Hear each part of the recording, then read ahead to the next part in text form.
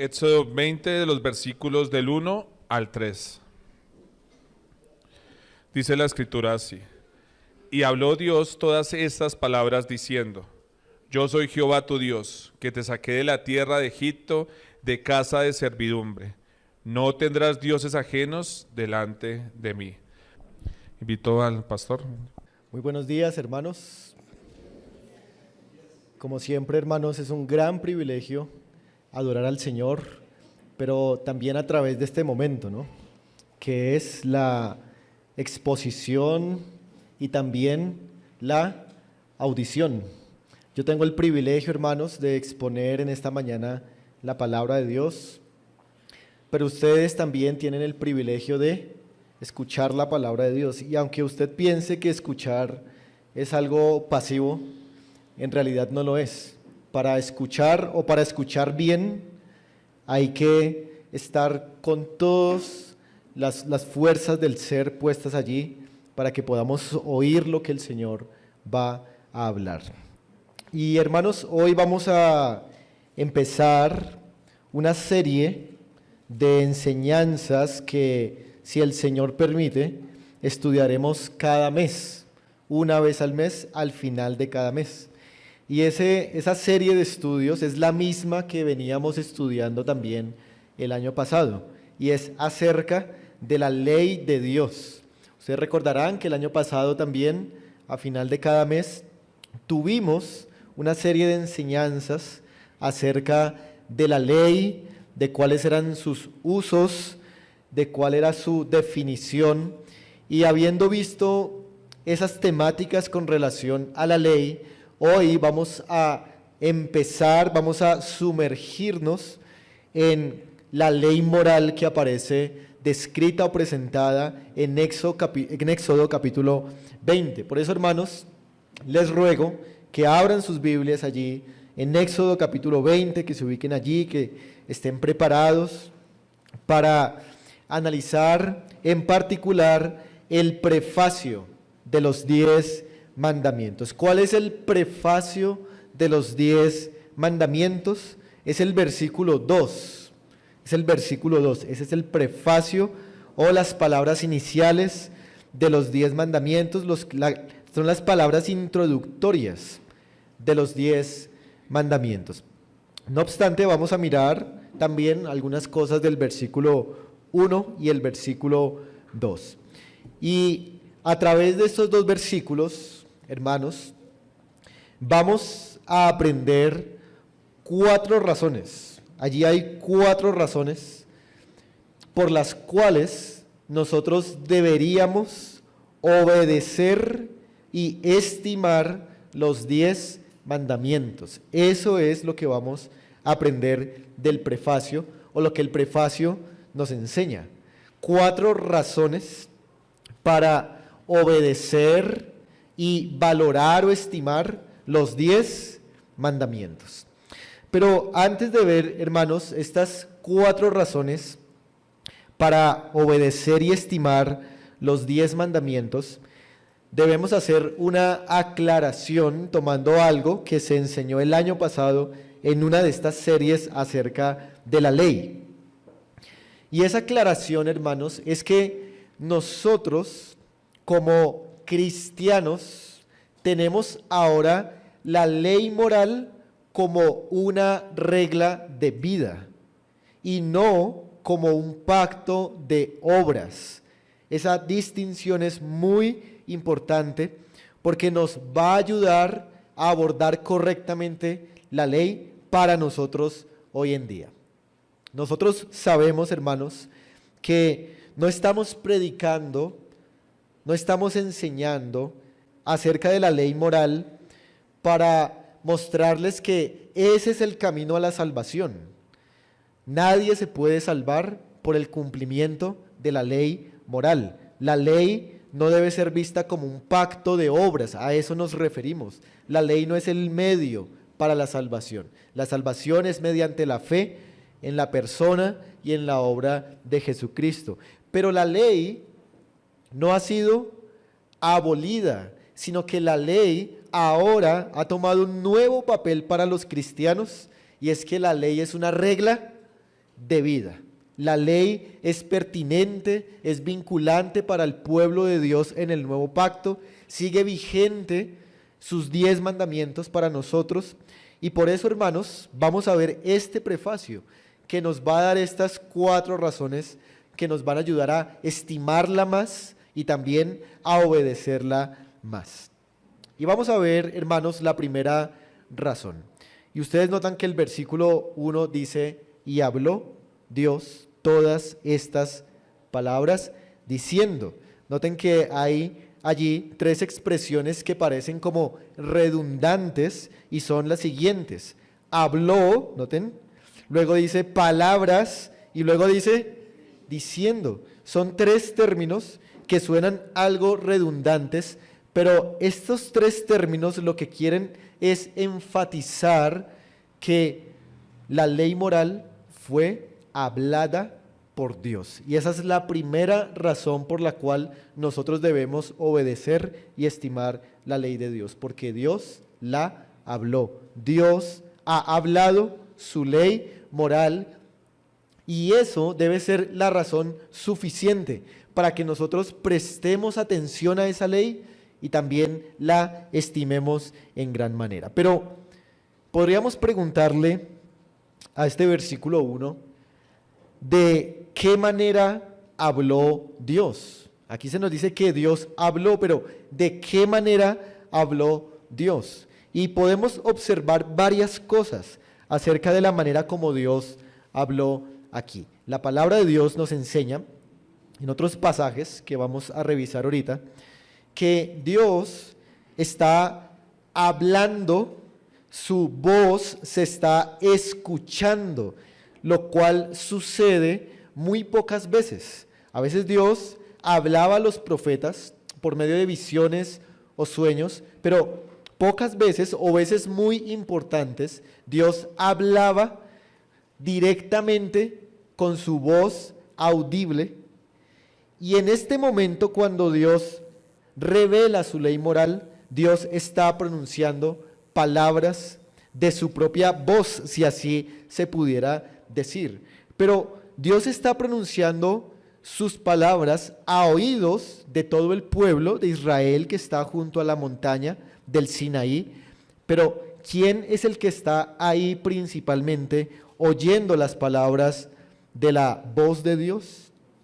Muy bien, Moisés, quien es el mediador de este antiguo pacto y especialmente de la ley moral. Moisés es el mediador que está cara a cara, hablando con Dios o escuchando las palabras que Dios está pronunciando. Escuchen este versículo. Cara a cara, dice, habló Jehová con vosotros en el monte, de en medio del fuego. Yo estaba, dice Moisés, entre Jehová y entre vosotros para declararos la palabra de Jehová, porque vosotros tuvisteis temor del fuego y no subisteis al monte. Este pasaje que está en Deuteronomio capítulo 5 nos enseña que Moisés estaba oyendo las palabras y él funcionaba como un mediador entre Dios y entre el pueblo para él declarar las palabras que Dios estaba pronunciando.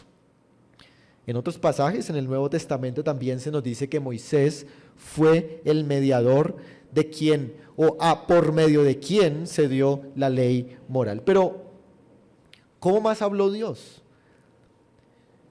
Hay un pasaje en Hechos capítulo 7 que dice lo siguiente.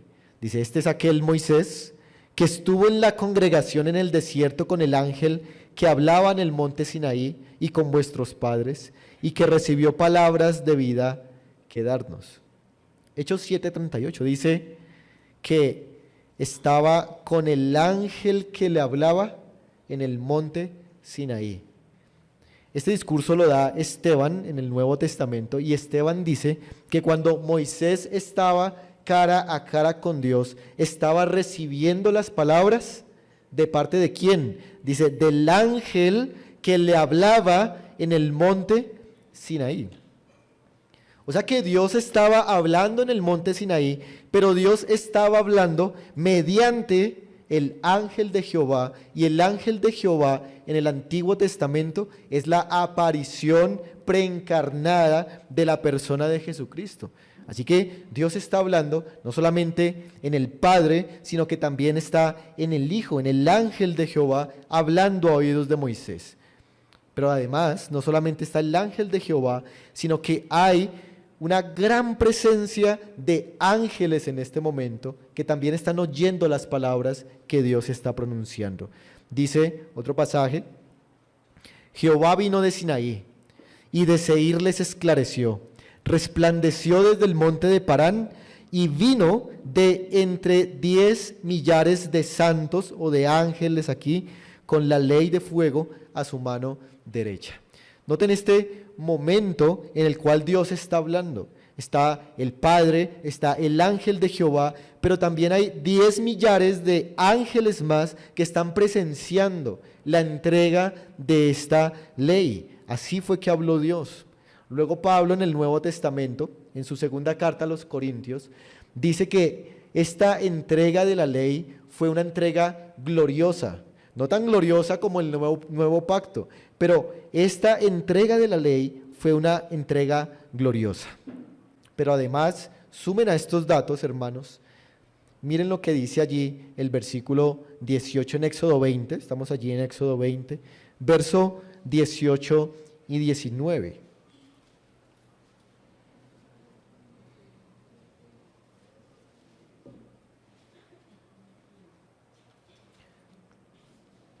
Dice así: todo el pueblo observaba el estruendo y los relámpagos y el sonido de la bocina y el monte que humeaba, y viéndolo el pueblo temblaron y se pusieron de lejos. Verso 19, y dijeron a Moisés: habla tú con nosotros y nosotros oiremos, pero no hable Dios con nosotros para que no muramos. El pueblo estaba temblando al escuchar la presencia de Dios que hablaba desde el monte Sinaí. Dios habló de manera temible. Fue un gran espectáculo el que el pueblo de Dios, los ángeles y Moisés mismo vieron cuando Dios habló. Así que, ¿de qué manera habló Dios? Hermanos, Dios habló de manera excelsa y gloriosa cuando dio su ley. Pero podemos hacer otra pregunta a este versículo 1, y es: ¿dónde fue que habló Dios? Ya vimos cómo fue que habló Él, pero ahora, ¿dónde habló Dios? ¿Dónde estaba Dios hablando? Muy bien, Dios había puesto esta cita al pueblo en el monte Sinaí. El pueblo había estado durante 3 meses peregrinando durante el desierto, y luego de 3 meses Dios les dijo: 3 días más para que ustedes se preparen y puedan presenciar mi venida a este monte desde el cual voy a darles mi ley. El Salmo 68, verso 8 dice: la tierra tembló, también destilaron los cielos ante la presencia de Dios. Aquel Sinaí tembló delante de Dios, del Dios de Israel.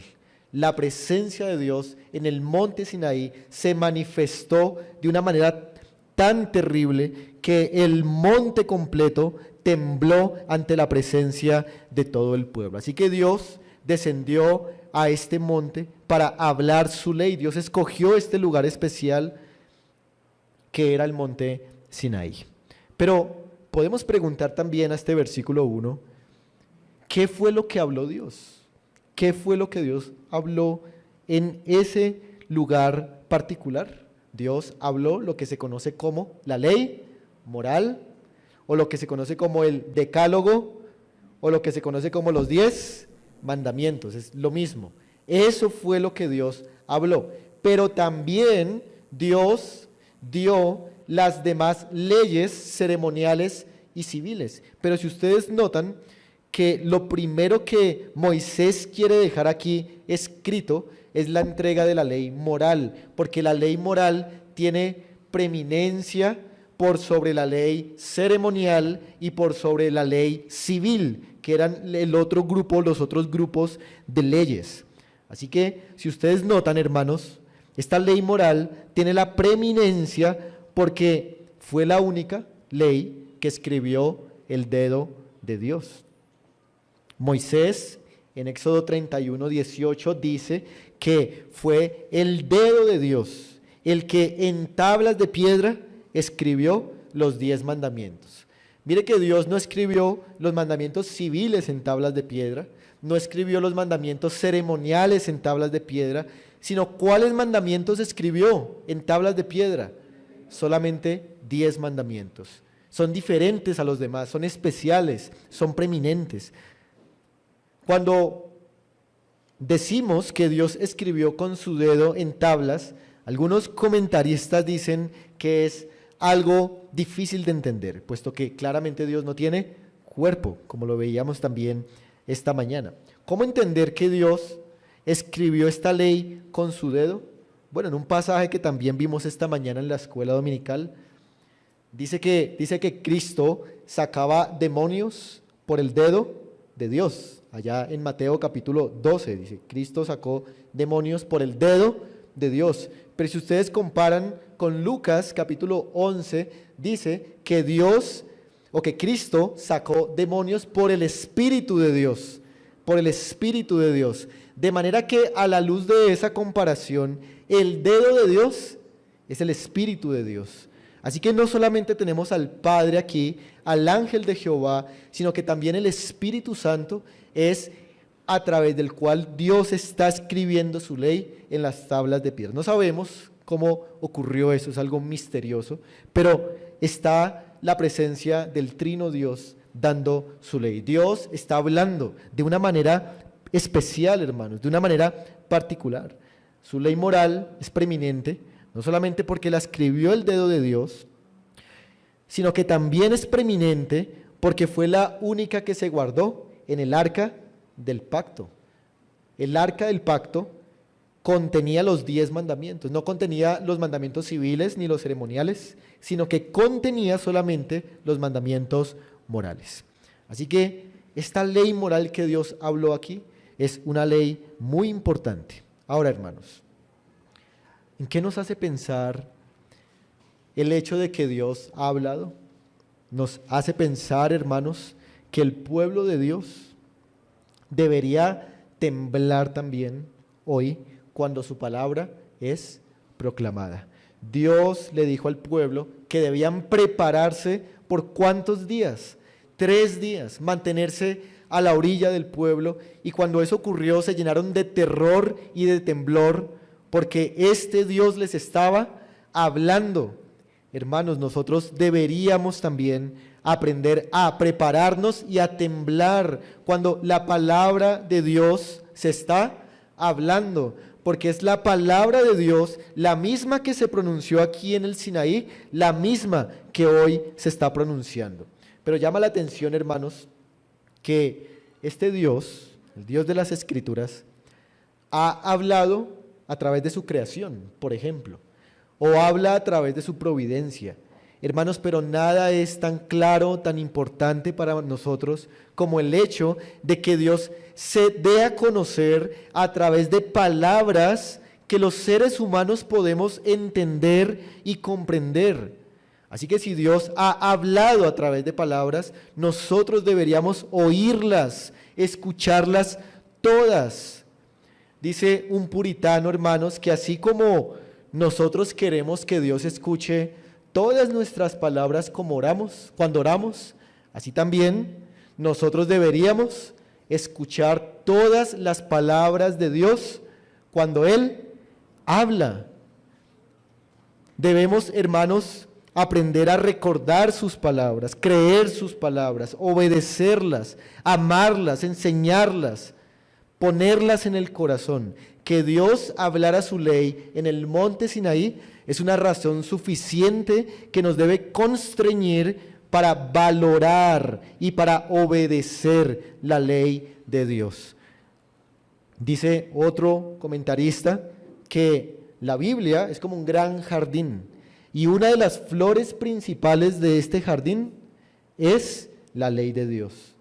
Dice también que la Biblia es como un gran banquete y uno de sus platos principales es la ley de Dios. ¿Y por qué vemos eso? Porque Dios habló. Y esa es la primera razón, hermanos.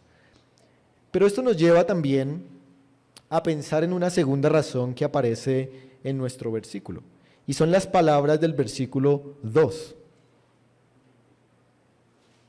Dice el versículo 2, yo soy Jehová tu Dios. La segunda razón la tomamos de aquí, hermanos, y es que el Dios que ha dado la ley moral, el Dios que ha dado la ley moral, ¿cuál Dios es? Jehová. Otra vez, el Dios que ha dado su ley moral es Jehová, no es otro, no es los dioses de los cananeos en ese tiempo, no es ningún otro falso Dios, sino que el Dios que dio la ley es Jehová, o se presenta aquí como Jehová. Jehová es el que ha dado la ley, eso es lo que quiere decir aquí, y por eso nosotros deberíamos obedecerla y estimarla. ¿Qué significa este nombre? ¿Y por qué Dios se presenta aquí como Jehová? Este término Jehová es uno de los términos o nombres de Dios que más aparece en las Escrituras. Esta palabra aparece, al menos en las concordancias que uno puede investigar, 6.825 veces. Así que es el nombre más importante y más usado en las Escrituras para referirse a Dios. Este nombre Jehová proviene del tetragrama que ustedes han visto por ahí en algún lado, YHWH. Y la raíz de estas palabras hebreas la encontramos en Éxodo capítulo 3, verso 14. Vamos un momento allí para ver la raíz del nombre Jehová o YHWH. Éxodo capítulo 3, verso 14. Allí encontramos en hebreo la raíz de estas letras, que es la palabra Hayá, en hebreo, Hayá, y que aparece en el versículo 14. Dice así, y respondió Dios a Moisés, yo soy el que soy, aparece en mayúsculas, y dijo, así dirás a los hijos de Israel, yo soy. Ese es el nombre o la raíz del nombre Jehová que aparece ahí en Éxodo versículo 22. ¿Qué significa este nombre? Yo soy el que soy, significa o hace alusión a aquel que tiene existencia propia y aquel que es independiente de toda su creación y que no necesita absolutamente nada de su creación. El nombre de Dios, Jehová, hace referencia a su majestad, a su trascendencia, a su omnipotencia, a su eternidad, a su poder, a su unicidad. Ese es el nombre que expresa las cosas más elevadas acerca de Dios. Este nombre también, hermanos, se lo atribuye Jesucristo mismo. Jesucristo es Jehová, Él se atribuye este nombre en el Nuevo Testamento. Por ejemplo, veamos un ejemplo. Vamos al Salmo 102, un instante, Salmo 102, y veamos cómo Jesucristo se atribuye este nombre, o cómo el Nuevo Testamento le atribuye este nombre de Jehová a Cristo. El Salmo 102, y miren el versículo 25, un instante. Salmo 102, 25. Dice así, desde el principio tú fundaste la tierra y los cielos son obra de tus manos. Noten que ahí dice desde el principio tú. En el contexto, ¿quién es ese tú que aparece ahí? Entonces uno se va más atrás, unos versículos antes, y miren el 21, por ejemplo. Para que publique en Sion el nombre de Jehová, y dice el versículo 25 desde el principio, tú, Jehová. Entonces el verso 25, ¿de quién está hablando? Pues de Jehová. Jehová es el que ha fundado la tierra, y los cielos son obra de las manos de Jehová. Pero miren cómo el Nuevo Testamento le atribuye esto a la persona de Jesucristo. Vamos a Hebreos capítulo 1, sin cerrar ahí el Salmo 102. Hebreos Y si ya lo cerró, bueno, no lo busque otra vez, vaya a Hebreos capítulo 1.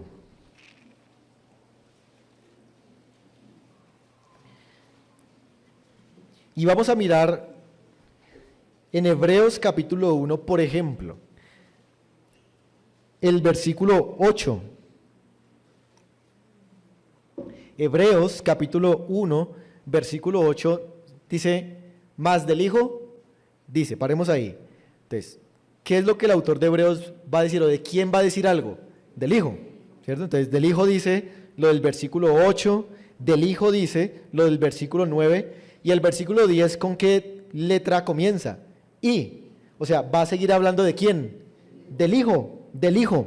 Y miren lo que dice del Hijo en el versículo 10. Y, como si dijera, del Hijo dice, tú, oh Señor, en el principio fundaste la tierra y los cielos son obra de tus manos. Ese es el Salmo 102 que estaba hablando ¿de quién? De Jehová. Pero aquí en Hebreos, ¿a quién se refiere eso? Al Hijo. Cristo es Jehová. Eso es lo que los autores del Nuevo Testamento entendieron. Pero este nombre Jehová que estamos analizando, hermanos, no solamente refleja la majestad de Dios, no solamente refleja a Cristo como Dios, sino que también este nombre es un nombre que expresa lo temible que es Dios. Siempre que se menciona Jehová, los hombres deberían temblar ante ese nombre majestuoso. Miren, por ejemplo, Deuteronomio capítulo 28. Deuteronomio capítulo 28. Y el versículo 58 nos muestra la característica del temor que debe acompañar a una persona cuando escucha Jehová.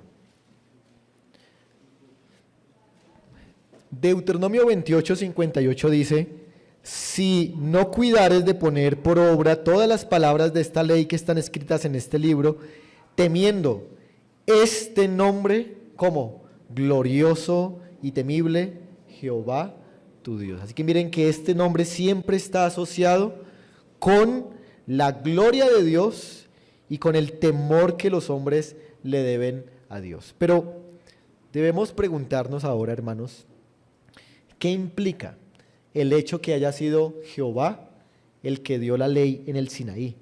¿Qué implica que haya sido este Jehová? Pues lo que implica, hermanos, es que si este Jehová majestuoso y alto es el que ha dado la ley moral, nosotros deberíamos tener una actitud diferente hacia la ley de Dios. Si Dios, el Jehová de los ejércitos, dio la ley, nuestra actitud hacia la ley debe ser cambiada. Hermanos, nosotros por naturaleza tendemos a ser indiferentes a las cosas de Dios, rebeldes o ignorantes hacia las cosas de Dios. Pero cuando entendemos la majestad de este Dios y toda su gloria, deberíamos afectarnos en nuestras emociones, en nuestra mente, y deberíamos más bien estimar el hecho que el Jehová Creador también ha hablado, estimar el hecho de que Él quiere que nosotros obedezcamos, que nos esforcemos por comprender su ley. Hermanos, si la ley hubiese sido dada solo por Moisés, para mí eso no tendría ningún valor. La ley no me interesaría, pero la ley no la trajo Moisés. Moisés solamente fue un mediador. La ley la habló Jehová. Y eso me llena, a mí por lo menos, de mucho temor y de aprecio hacia la ley que Dios ha dado. Piense usted, por ejemplo, pues todas las ilustraciones no son perfectas, pero piense por un momento, hermanos, en un coleccionista de autos a escala. Piense en un coleccionista de autos a escala. Este coleccionista de autos a escala ha comprado muchos carros, muchos autos, pero resulta que uno de esos carros se lo regaló el papá de ese coleccionista de autos. ¿Por cuál carro creen ustedes que ese coleccionista va a tener más afecto? Porque el que le regaló el papá. Algo así, hermanos, es la ley de Dios. La ley de Dios debe ser más especial porque es el Jehová, el creador, el dueño de esta creación, el que nos la ha dado y por eso debemos tener aprecio por ella. Pero también, hermanos, otra implicación de que es Jehová el que ha dado la ley, es que como Jehová la dio, comprendemos entonces el carácter que tiene la ley. Hermanos, ¿cuál es el carácter que tiene la ley de Dios? Pablo dice en Romanos que la ley a la verdad es santa y el mandamiento es santo, justo y bueno, ¿cierto? Luego en Romanos 12 dice que la voluntad de Dios, y yo creo que la voluntad de Dios allí es la ley moral, es agradable y es perfecta. La ley moral tiene el mismo carácter que Jehová, es perfecta, es buena, es santa, es justa. Por eso, hermanos, nosotros nunca deberíamos ser o caer en el antinomianismo, decir que la ley es mala, decir que la ley es injusta, la ley de Dios, porque la ley de Dios comparte el mismo carácter que el Jehová que la entregó. Así que, hermanos, no veamos la ley de Dios como algo malo. Muchas personas pueden ver la ley como algo malo, porque la ley los cohíbe de hacer las cosas que ellos quieren hacer. A veces ven la ley como algo legalista, pero la ley moral no es algo legalista. La ley es buena, es santa y es justa. De manera que, hermanos, si tú entiendes quién es Jehová, entonces vas a estimar y a obedecer más su santa ley. Pero no solamente, hermanos, debemos estimar la ley porque Dios la habló, porque el Dios que la habló es Jehová, sino que en tercer lugar debemos obedecer y estimar la ley porque el Dios que dio la ley es nuestro Dios. El Dios que dio la ley moral es nuestro Dios. Miren el versículo 2, una vez más, de Éxodo 20.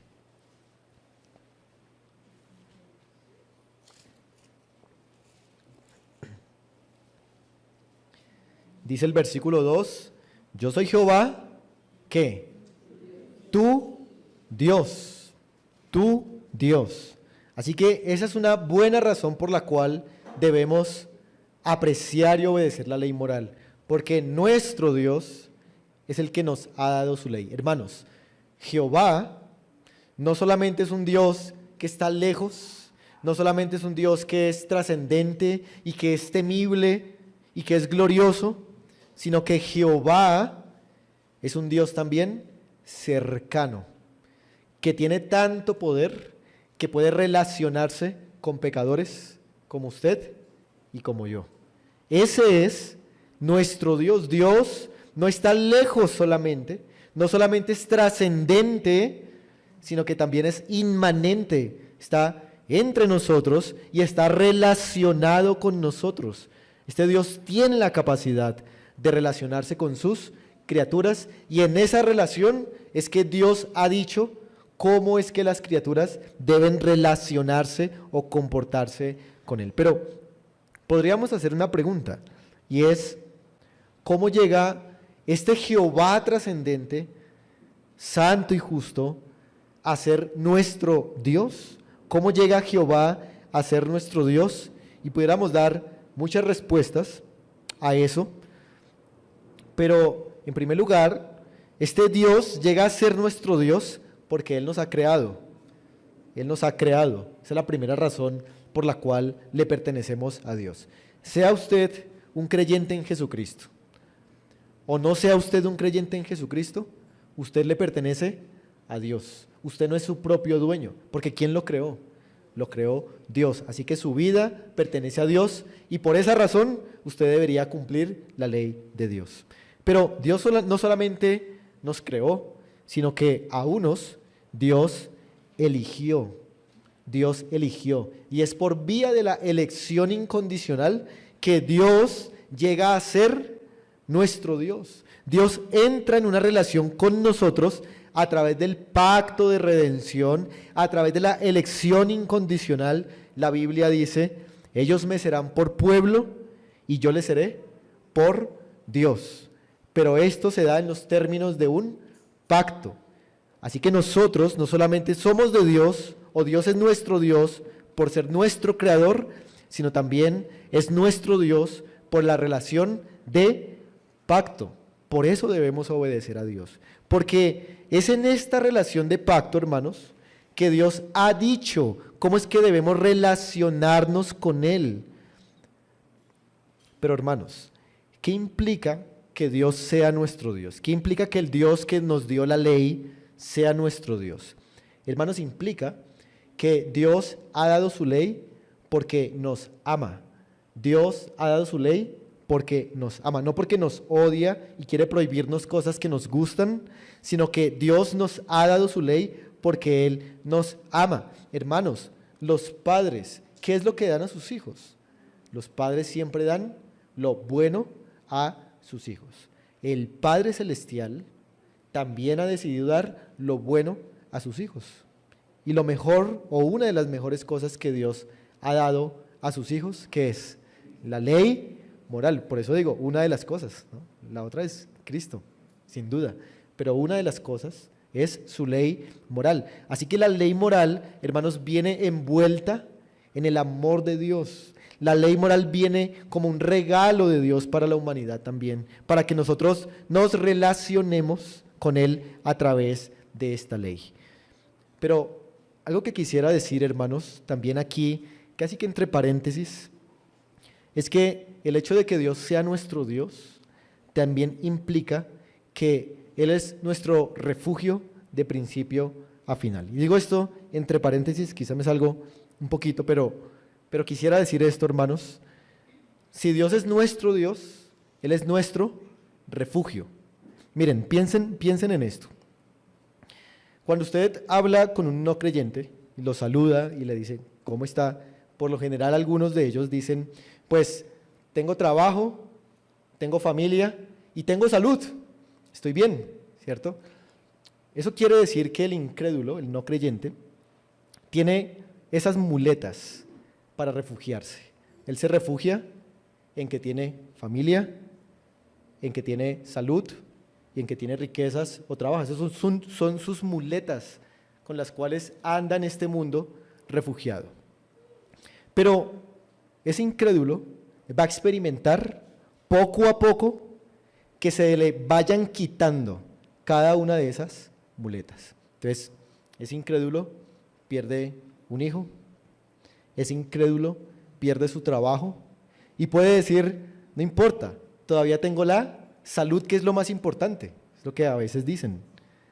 Pero Dios también puede quitarles la salud. Y cuando Dios les quita a los incrédulos las muletas, caen en la desesperación y caen en la angustia. Porque cuando Dios les quita estas cosas, ya están cerca a la muerte eterna, y empiezan a desesperar en angustia. Y piensen ustedes en el diluvio por un momento.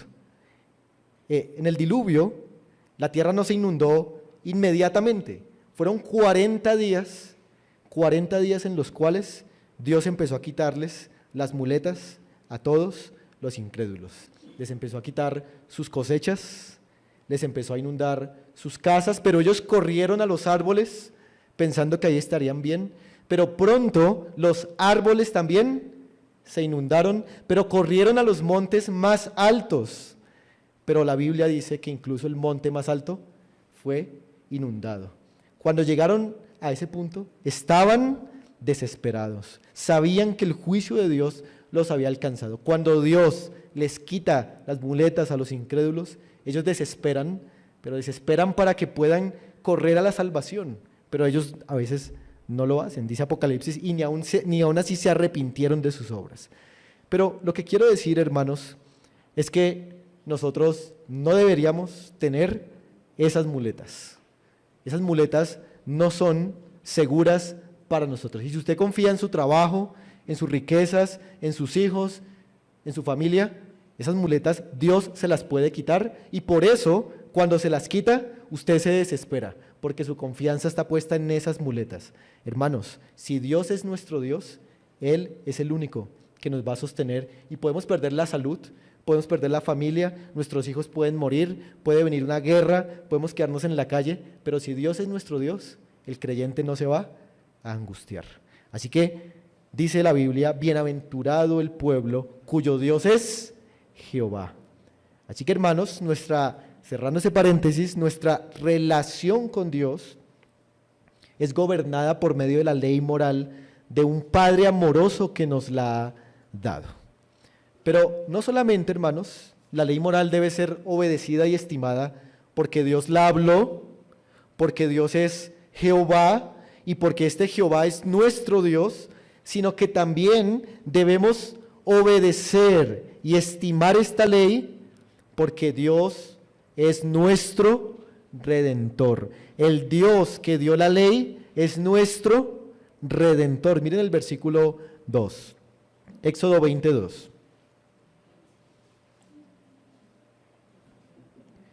Yo soy Jehová tu Dios, que te saqué de la tierra de Egipto, de casa de servidumbre. ¿Qué es lo que había hecho Dios por la nación de Israel? Dice allí, te saqué de la tierra de Egipto, te saqué de la casa de servidumbre. Por causa de esa redención, el pueblo de Dios debía obedecer a ese Dios en la ley moral. ¿Qué significa la expresión y por qué Dios recuerda esa expresión que te saqué de la tierra de Egipto? El pueblo de Israel aquí debía recordar que por el hecho de haber sido salvados por Dios, ahora Dios tenía el gobierno sobre ellos y Él podía mandarles lo que Él quisiera.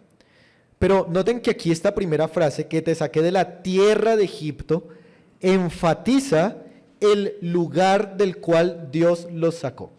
¿Cuál fue el lugar del cual Dios los sacó? Muy bien, dice allí, la tierra de Egipto. Se enfatiza el lugar. Y este lugar, hermanos, Egipto, era sin ninguna duda un lugar que evocaba las fuerzas del mal y la idolatría bajo la cual el pueblo de Dios estaba. Tierra de Egipto es como un sinónimo de fuerzas del mal y de idolatría. Y Dios los liberó de las fuerzas del mal y Dios los liberó de la idolatría. Dios los había liberado de esas fuerzas del mal, pero ahora debían someterse a este Dios vivo y verdadero que los estaba salvando. Pero la otra expresión, casa de servidumbre, enfatiza ya no el lugar, sino la condición en la que el pueblo de Dios estaba en Egipto. ¿Cuál era la condición en la que el pueblo de Dios estaba en Egipto? En servidumbre o en esclavitud. Y esa condición se refiere a la aflicción, el dolor y la angustia en el cual el pueblo de Dios estuvo ¿por cuántos años?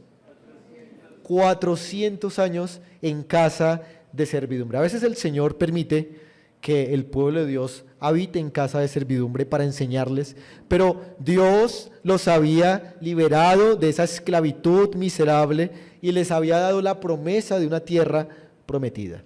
Por eso, hermanos, ellos debían someterse a Dios. Por eso Dios los recuerda aquí. Recuerden que yo los salvé, por eso tienen que obedecerme.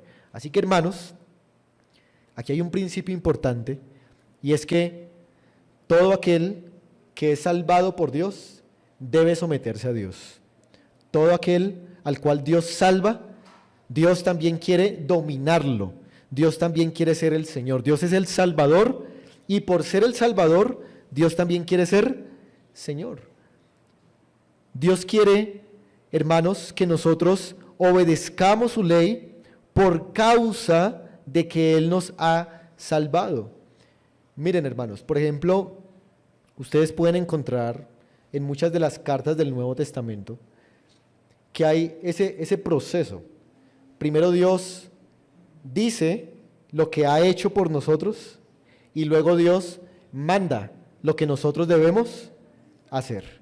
Primero Pablo, en la carta a los Romanos, en 12 capítulos, habla de las misericordias de Dios, de la justificación, de la santificación, pero a partir del capítulo 12, Pablo, ¿qué dice? Y ustedes deben vivir de esta manera, e incluso cita la ley de Dios. Así que el proceso siempre es ese, hermanos. Dios primero nos salva y después nos manda. Dios es primero Salvador e inmediatamente quiere ser también nuestro Señor. La gracia de Dios da lugar a la obligación para con Dios. Los privilegios de Dios dan lugar a las responsabilidades para con Dios. Dios dice aquí, yo los he salvado, por eso ustedes no deberían tener dioses ajenos. Yo los he salvado, por eso no deberían hacerse imagen ni semejanza de nada de mí. Yo los he salvado, por eso no deben usar el nombre de Dios en vano. Yo los he salvado, por eso deben guardar el día de reposo. Yo los he salvado, por eso deben honrar a sus papás. No deben matar, no deben adulterar, no deben hurtar, no deben mentir, no deben codiciar, porque yo los he salvado. Así que la razón para obedecer a Dios no es un espíritu legalista que podamos tener, sino que la razón para obedecer a Dios es que Dios nos ha amado. Por eso Juan dice, nosotros le amamos a Él porque Él nos amó primero. Así, hermanos, el orden nunca es al contrario. Dios no le pide obediencia a usted para que usted sea salvo. Eso es arminianismo. Eso está mal. Nadie puede ser salvo a través de sus propias obras. Dios primero nos salva por gracia y entonces tenemos capacidad para obedecer a Dios. Así que, hermanos, tenemos que decir aquí que nosotros, al igual que el pueblo de Israel, estábamos en un Egipto espiritual. Estábamos en un lugar de idolatrías, estábamos bajo una servidumbre espiritual que era la de Satanás, pero Dios nos ha salvado por gracia para que le obedezcamos. Hermanos, usted seguramente está impresionado, o usted se impresiona, cuando usted lee desde el capítulo 11 y 12 de Éxodo, las 10 plagas. Eso es impresionante. El poder que Dios dio allí, que manifestó para rescatar a Israel. Se muestra el control de Dios sobre todas las cosas y finalmente el juicio de Dios. Es algo que uno debe realmente impresionarse. Pero, aunque ese poder es impresionante, hermanos, multiplique eso por el número más grande que usted pueda en este momento imaginar. Multiplique el poder con el cual Dios sacó a Egipto, multiplíquelo por el número más grande que usted pueda imaginar, y el resultado que le dé no es ni siquiera un poquito del poder que se ha demostrado cuando Cristo murió en la cruz para salvarnos de nuestros pecados. El poder de Dios que se derramó en la cruz del Calvario es infinitas veces mayor que el poder que Dios mostró en las plagas cuando liberó a Israel. Así que sí, hay más poder, hay más manifestación de Dios en la cruz de Cristo. Eso debería constreñirnos para también obedecer su ley moral. Dios nos ha salvado, hermanos, para que le obedezcamos. Ese es nuestro impulso, el amor de Dios. Así que, hermanos, hasta aquí hemos visto el prefacio de los 10 mandamientos. ¿Cuál es la enseñanza, hermanos? Para que vaya a su casa pensando en esa enseñanza. La enseñanza del prefacio son 4 razones para obedecer y estimar la ley de Dios. ¿Cuáles son esas 4 razones? Primero, Dios ha hablado su ley. 2, el Dios que ha hablado es Jehová. El Dios que da su ley es nuestro Dios y el Dios que ha dado su ley es nuestro Redentor. Pero falta algo aún, hermanos, por ver aquí, y es que aquí está la persona de Jesucristo también. Moisés fue el mediador, ¿verdad?, de este pacto, pero Cristo es superior a Moisés porque Él es el mediador del nuevo pacto, un pacto que no solamente nos pide, sino un pacto que nos ha dado la gracia y el amor de Dios para poder obedecerle. El pacto con Moisés no proveyó gracia para nadie, era esfuérzate, esfuérzate, pero el pacto con Cristo dice, esfuérzate que yo te voy a dar gracia para que me obedezcas. Así que Cristo es superior a Moisés. Cristo no baja la ley del monte de Sinaí, sino que Cristo baja la ley del monte de Sión. Cristo nos da su ley por gracia. Dios ha hablado por el Hijo y dice la palabra, a Él oíd. Y lo que el Hijo enseña es la ley, pero con la gracia ahora. Pero vemos a Cristo también aquí, hermanos, en que Cristo es Jehová de los ejércitos. Jesucristo es el mismo Jehová de los ejércitos. Es el Dios verdadero que ha venido a este mundo para salvarnos por pura gracia.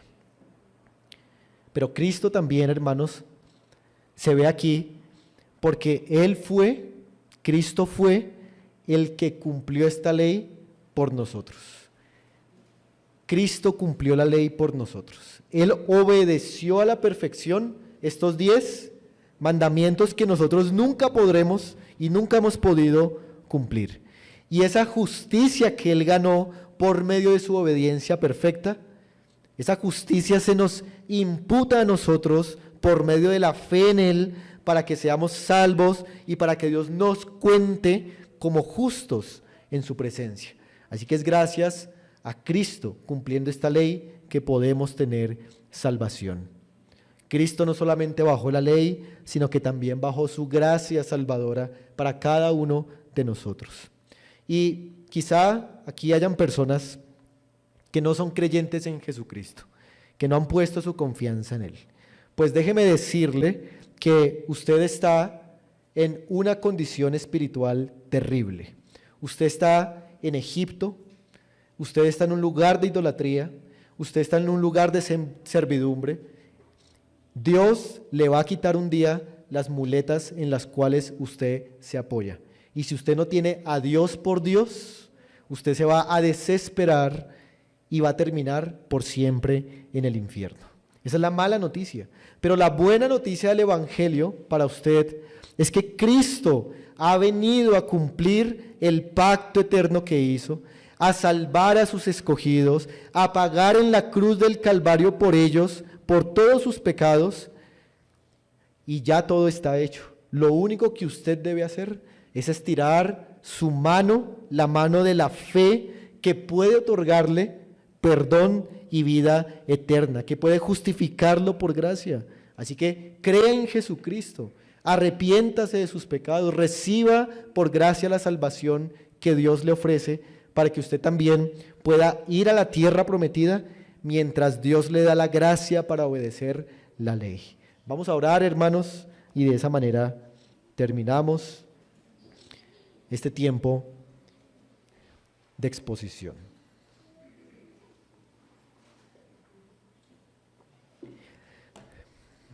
Padre Celestial, rogamos, Señor, que podamos temblar ante tu presencia, porque tú has hablado, Señor, en truenos, en relámpagos, y ese pueblo desesperó, Señor, y nosotros también debemos hacerlo. Pero también, Señor, nosotros nos regocijamos porque has hablado otras palabras de gracia, de salvación para los pecadores como nosotros. Nos regocijamos, Señor, en tu palabra.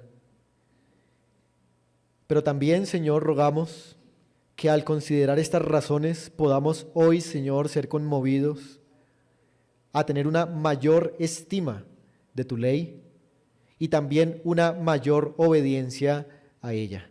Perdónanos, Señor, porque la hemos despreciado muchas veces en rebeliones, en ignorancia, no hemos meditado en ella lo suficiente, pero rogamos que como el salmista, Señor, podamos decir: oh, cuánto amo yo tu ley. Todo el día en ella es mi meditación. Ayúdanos, Señor, a aprovechar este día para que tu ley sea nuestra meditación. Y ayuda, Señor, a los que no han creído en Cristo, no están seguros, para que escapen, Señor, de la ira venidera y para que tengan como apoyo solamente a Cristo y que puedan, Señor, también al final de sus vidas, igual que como nuestra hermana Leito lo ha dicho, Señor, esperar ser recibida en los brazos del Señor. Bendito seas tú, Señor, en el nombre de Cristo oramos. Amén.